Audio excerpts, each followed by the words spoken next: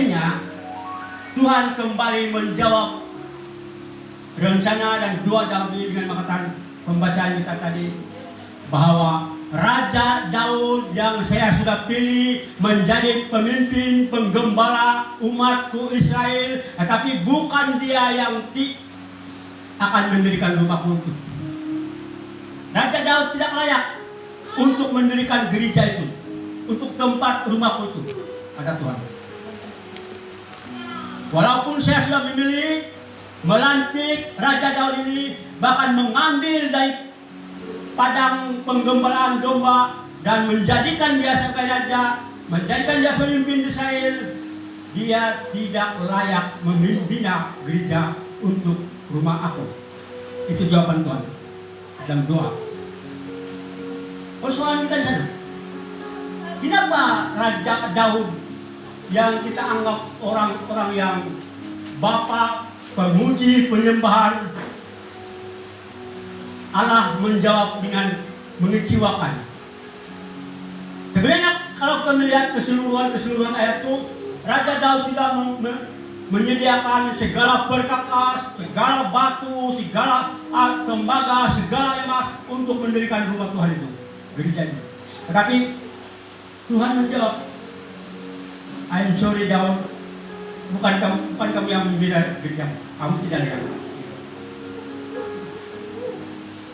Mungkin kalau dikatakan begitu, kalau tiba-tiba saya seorang raja sebagai Daud, dan tiba-tiba ada seorang nabi yang datang kepada saya, bagus saya halau orang itu. Tapi Daud,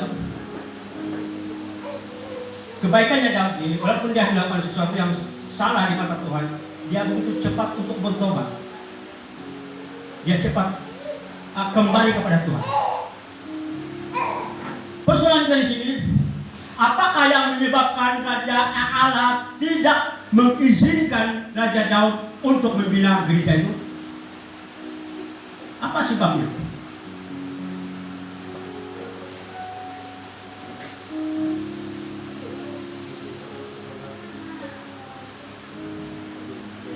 Apakah yang menyebabkan Allah tidak mau Raja Daud yang membina gereja itu?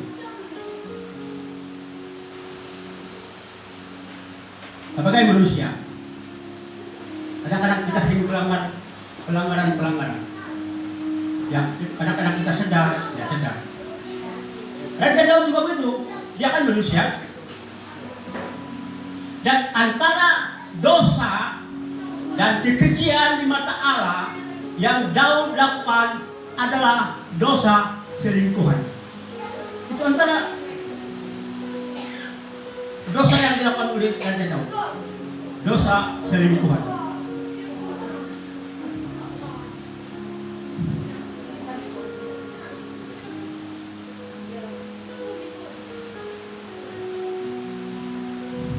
Dosa selingkuhan ini kita boleh dapat membaca dalam 1 ayat 2 Samuel bab 11 ayat yang kedua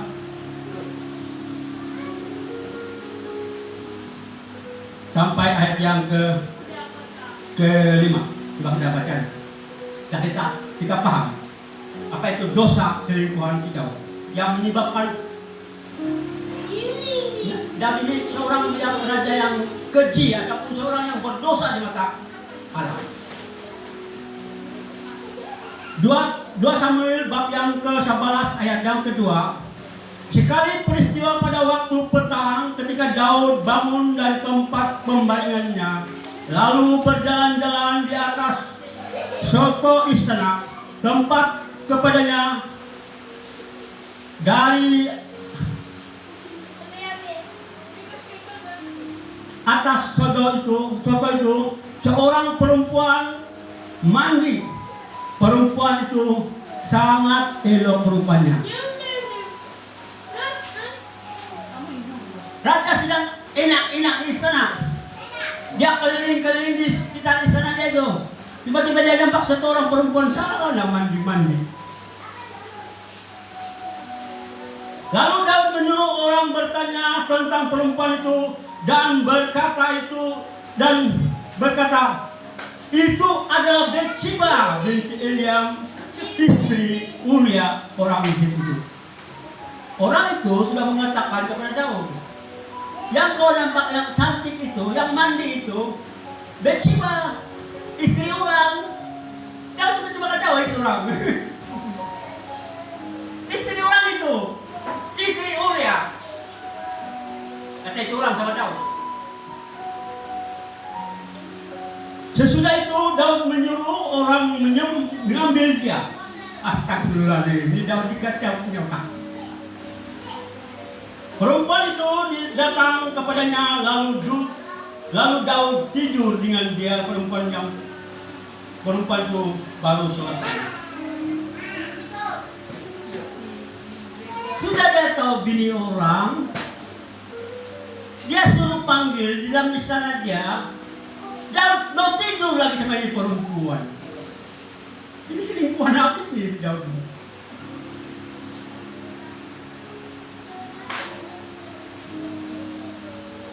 Ayat yang kelima. Lalu mengandunglah Bathsheba itu. Disuruhnya orang memberitahukan kepada Daud, demikian aku mengandung istri orang.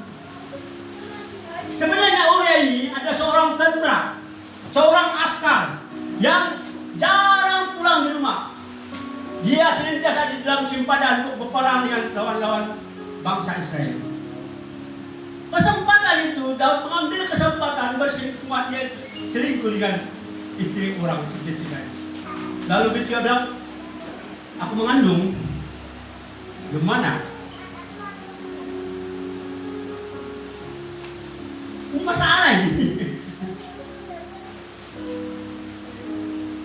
Kalau kita melihat dalam buku sejarah Israel, cerita ini bukan Daud yang bersalah. Dia adalah raja, tetapi Bathsheba yang bersalah. Kalian kenal di dalam buku sejarah Israel ini, Bathsheba yang menggoda Daud. Maka Daud tidak bersalah, Bathsheba yang salah. Ini kalau belum buku sejarah. Tetapi Alkitab tidak mengatakan begitu.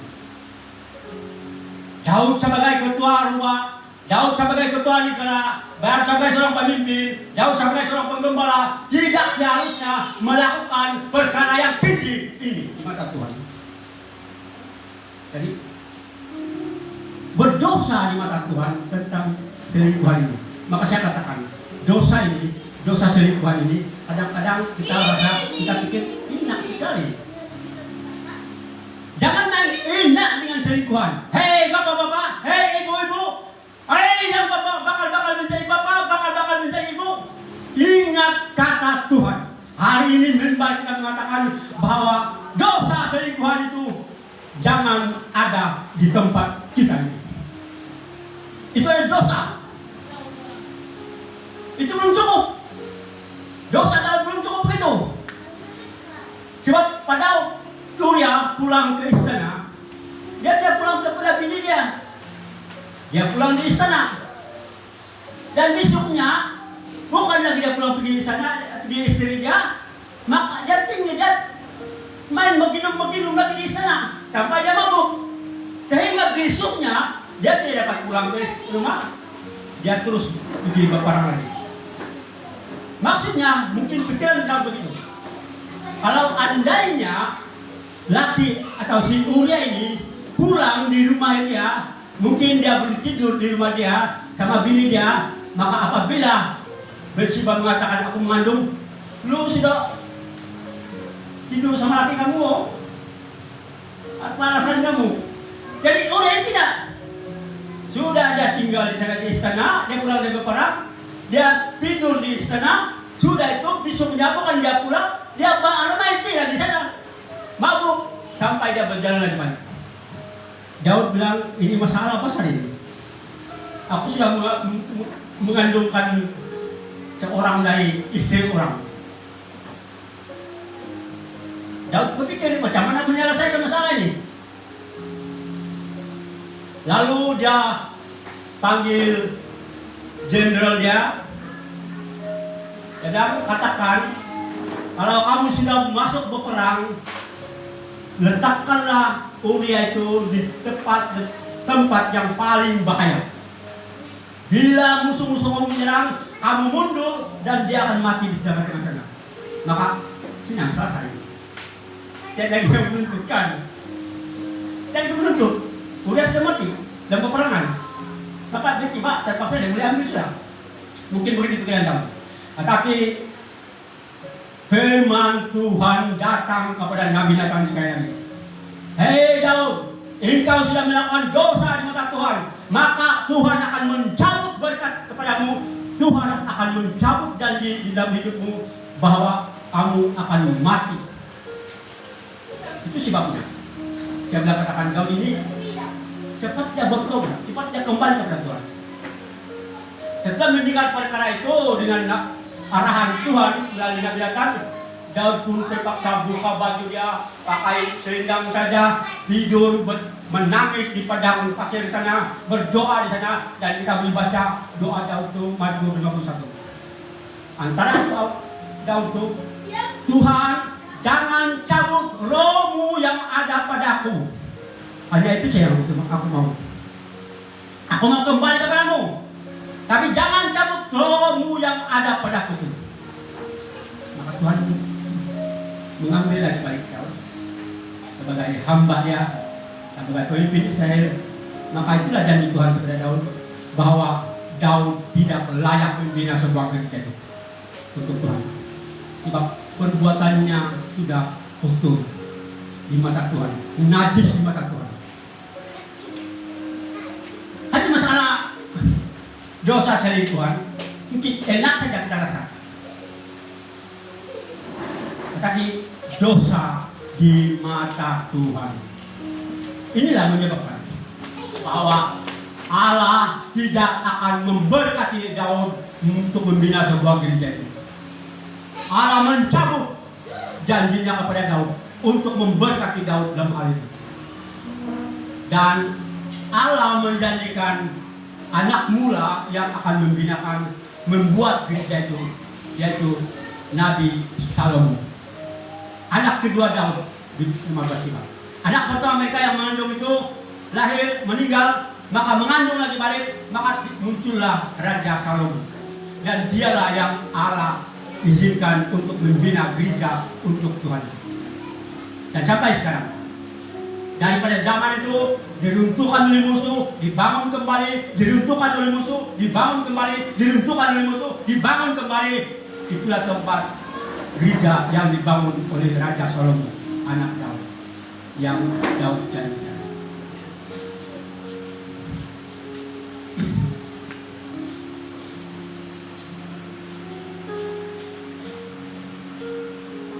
Tema kita hari ini, keluarga yang diberkati dan menjadi berkat. Keluarga yang diberkati menjadi berkat. Yang kita dengar sebentar tadi itu, Allah menarik berkatnya kepada Daud oleh karena dosa selingkuhan yang dilakukan oleh Raja Daud. Dia ada seorang yang pemimpin di negara. Bahkan lebih dari tidak ada seorang ketua keluarganya. Tapi Allah mencabut berkat itu kepada dia. Kenapa? Dosa. Dosa itu yang menyebabkan keluarga Daud. Dan dosa juga itu yang menyebabkan keluarga kita Tuhan tidak berkati. Kalau ada satu titik pun dosa dalam keluarga kita, I'm sorry lah, Tuhan tidak akan mencurahkan berkatnya kepada kita.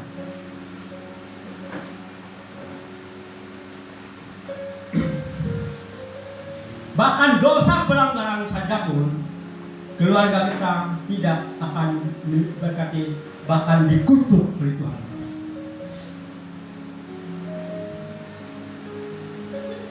Sekecil manapun dosa yang ada di dalam diri kita, pada keluarga kita, maka kita akan dikutuk oleh Tuhan.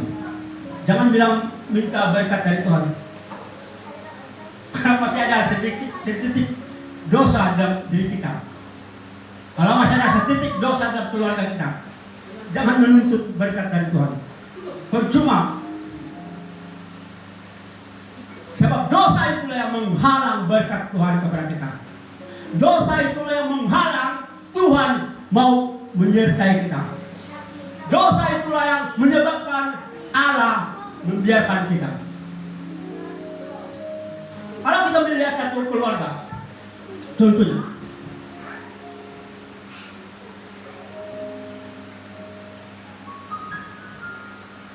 kalau kita melihat satu keluarga, contohnya Imam Eli. Dia adalah seorang imam besar di dalam perjumpaan ataupun di dalam tempat ibadah.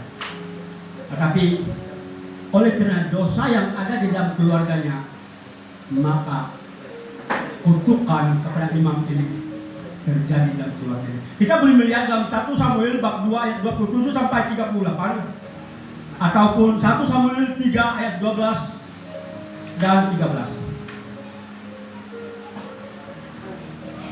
Dosa pelanggaran seorang imam yang dilakukan Eli di dalam tempat ibadah. Sebagai imam, seharusnya dia tidak boleh melakukan pelanggaran. Oke, kita baca sedikit bagian itu. 1 Samuel bab 2 ayat 29 sampai 31. Tuhan berfirman kepada Imam Eli, "Mengapa engkau memandang dengan loba kepada korban sembelihanku dan korban sajianku yang telah kuperintahkan, dan mengapa engkau menghormati anak-anakmu lebih daripadaku, sambil kamu menggemukkan dirimu dengan bagian yang terbaik setiap korban sajian umatku?" Ini orang susah ini begini. Ada, sampai sekarang ada seorang imam, seorang pemimpin gereja, tetapi dia menggunakan harta gereja itu untuk kepentingan dirinya sendiri. Dia menggunakan barang gereja itu untuk dirinya sendiri. Dia menggunakan uang gereja itu untuk dirinya sendiri. Sehingga Allah mengatakan begini, "Kenapa kamu pandang tak peduli dengan perjanjian ini? Kenapa kamu menggemukkan diri kamu? Kenapa kamu makan apa yang kamu persembahkan hati untuk aku?" kata Tuhan kepada imam ini. Jadi hati-hati. Bukan pada zaman ini saja. Saya percaya sampai hari ini masih banyak lagi pemimpin-pemimpin gereja yang mengambil bahagian gereja itu untuk dirinya sendiri, untuk keluarganya sendiri. Kalau itu yang perbuatan kita itu terkutuk bagi Tuhan. Jangan ambil kesempatan oleh karena kita ini pemimpin gereja, maka dengan senang-senangnya kita menggunakan barang gereja itu untuk diri kita. Tuhan akan mengutuk kita. Ayat yang ke-30. "Sebab itu demikianlah firman Tuhan Allah Israel, sesungguhnya aku telah berjanji, keluargamu dan kaummu akan hidup di hadapanku. Kaummu akan hidup di hadapanku selamanya. Tetapi sekarang demikian firman Tuhan, jauhlah hal yang daripadaku, sebab siapa yang menghormati aku akan kuhormati, siapa yang menghina aku pandang rendah," kata Allah. Jadi menggunakan uang gereja, harta gereja untuk dirinya sendiri, untuk keluarganya, Tuhan bilang, "Kamu hina di hadapan aku." Sesungguhnya akan datang waktunya bahwa aku akan mematahkan tangan kekuatanmu dan tangan kekuatan kaummu, sehingga tidak ada seorang kaki datang kepada keluargamu. Kalau kita sudah melanggar peraturan-peraturan di dalam hartanya Tuhan, Tuhan berjanji kepada kita, mulai hari ini keturunanmu tidak lagi ada yang berkenan di mata Tuhan. Jadi jangan buat dosa, setiap Bapak ini. Sebenarnya kalau kita baca sehabisnya cerita itu, imam ini bukan nyuruh-nyuruh anak dia, tapi oleh karena anak dia, ya biarkan saja. Persembahan yang khas untuk Tuhan, korban persembahan yang khas untuk Tuhan, sepatutnya siapapun tidak boleh makan. Imam kah atau jemaah kah tidak boleh makan. Itu tata cara ibadah bangsa Yahudi dahulu. Tetapi anak-anak si Eli ini begini, sudah habis ibadah, orang sudah buat persembahan untuk Tuhan, dia ngap, sehingga orang mengatakan, tidaklah kamu menggemukkan diri kamu, anak-anakku kemudian barang persembahan untuk aku. Dia sudah melanggar peraturan tata ibadah. Jadi ini pun dosa juga, dosa. Dan saya rasa bukan dalam kes ini saja. Di gereja-gereja lain pun banyak kes pencurian harta uang ringgit gereja. Baru-baru ini seorang kawan kita di Indonesia, seorang pemimpin besar dalam gereja, dihadapkan ke mahkamah sebab dia mengambil uang gereja bermilion-milion ringgit. Mantang-mantang mungkin dia seorang gembala di sana, mantang-mantang mungkin dia seorang pengurus di sana, mantang-mantang mungkin dia pendeta di sana. Dengan senang-senangnya mau ambil duit jemaah. Barang gereja itu adalah milik Tuhan, bukan milik kita. Jangan gunakan. Maka saya beri katakan dan saya beri tabik kita punya bendahari. Dari pertama kita ambil dia sampai sekarang dia punya keputusan pentadbiran masih berdasar kepada kita punya pembakatan. Dia belum pernah melanggar. Ini kita punya peraturan jemaah kita. Maka saya katakan kita beri tabik kita punya bendahari. Dari mulai memegang kita punya harta sampai sekarang ini belum ada case lagi. Bukan macam yang dulu. Sekali mesyuarat, ini anak beli babi untuk sumpah sana. Gimana bukti dia? Dimana? Ini masalah ya. Maka jangan gunakan harta, duit, uang gereja itu untuk kepentingan diri sendiri. Dosa. Jadi kita sudah melihat dua perkara menyebabkan dosa ini yang menyebabkan Allah tidak memberkati kita, Allah tidak memberkati keluarga kita.